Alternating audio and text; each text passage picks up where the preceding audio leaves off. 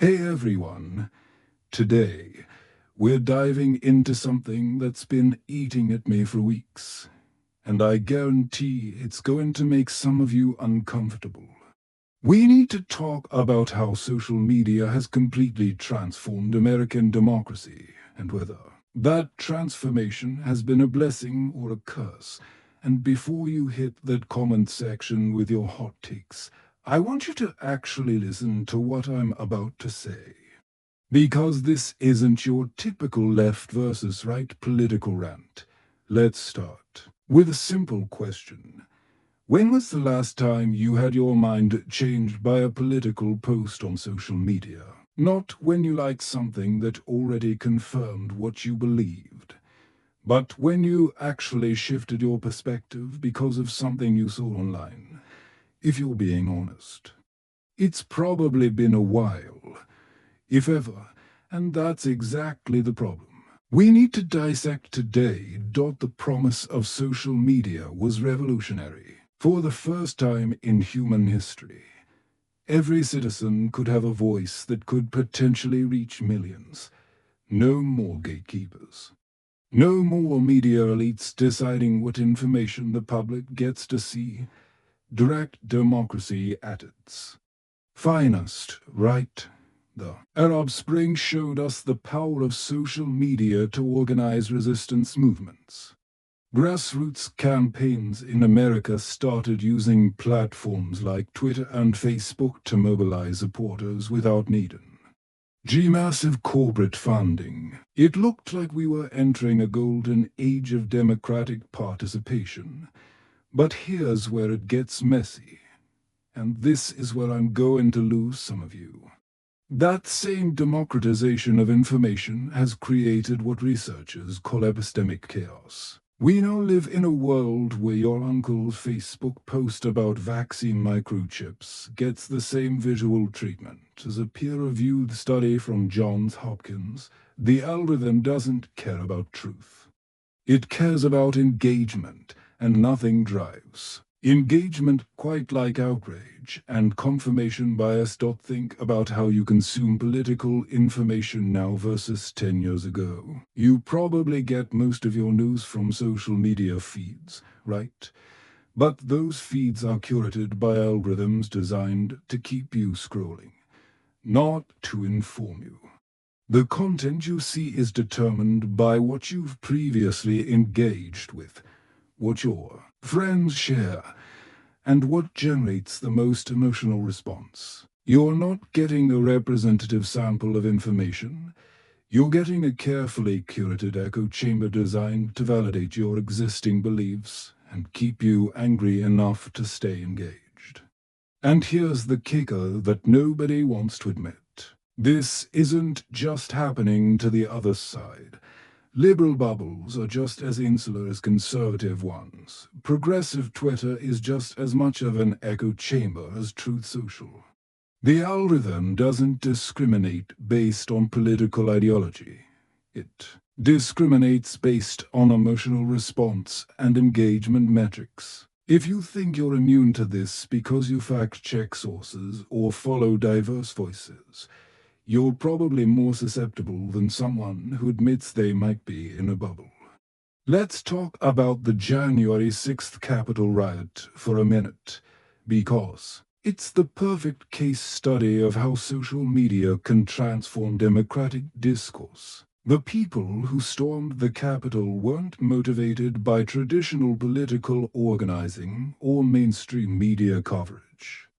They were motivated by months of social media content that convinced them the election was stolen. Now, before you tune out, because you think this is about to become a partisan rant, stay with me. The mechanism that created that movement is the same mechanism that drives all viral political content on social media platforms. The algorithm identified that election fraud content generated massive engagement among certain user groups, so it fed them more election fraud content. Users who engaged with that content were shown similar users to follow, creating networks of people who reinforced each other's beliefs.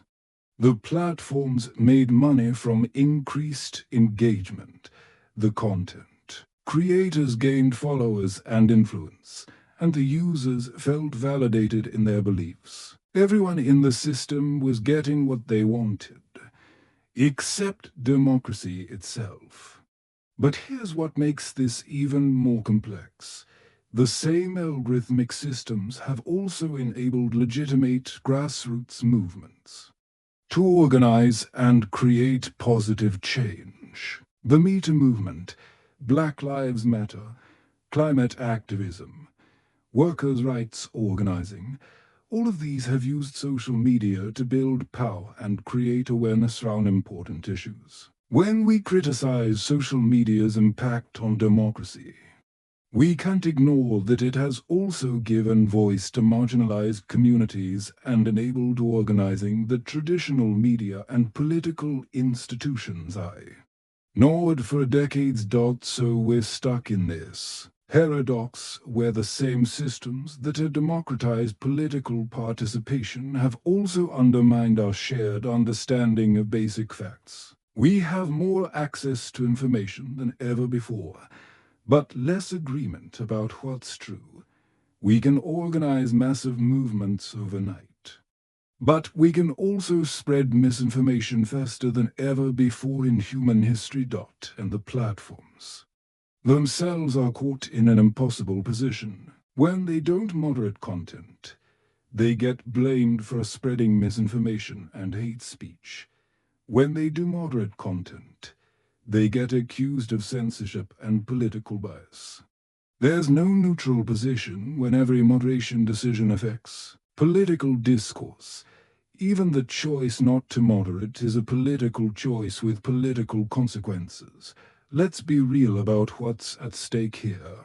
American democracy has always been messy and imperfect, but it has historically depended on some level of shared reality about basic facts. We could disagree about policy solutions while agreeing on the underlying problems.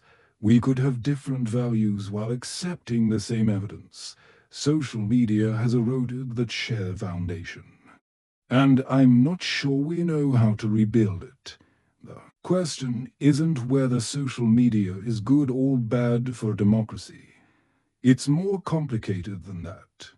The question is whether we can design systems that preserve the democratizing benefits of social media, while minimizing the destabilizing effects. And right now, we're not even having that conversation in any meaningful way. We're too busy fighting about whether individual pieces of content should be removed or whether specific politicians should be banned from platforms.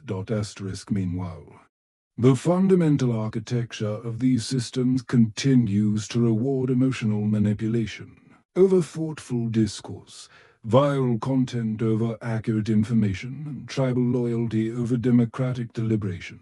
The business model of engagement-driven algorithms is fundamentally incompatible with the kind of informed, nuanced political discourse that democracy requires. And here's the part that's going to make you really uncomfortable. We're all complicit. In this system, every time you share a political post without reading the full article, every time you engage with content that makes you angry, every time you follow accounts that only confirm your existing beliefs, you're feeding the algorithm. That's destroying democratic discourse. We're not passive victims of these systems. We're active participants in our own manipulation. The platforms have created sophisticated systems to measure and optimize for engagement.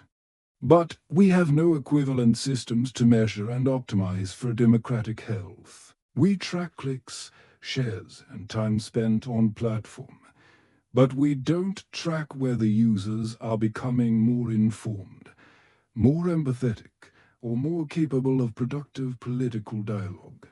We're optimizing for all the wrong things. So what do we do about it? First, We need to acknowledge that this isn't a problem we can solve by just switching platforms or changing our individual behavior. This is a systemic problem that requires systemic solutions. We need new regulatory frameworks that prioritize democratic health over engagement metrics. We need platforms designed for democratic discourse rather than addiction and polarization. We need media literacy education that helps people navigate algorithmic feeds more effectively. But we also need to change how we engage with political content online.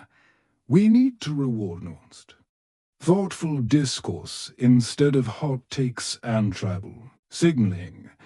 We need to seek out information that challenges our beliefs instead of just confirming them.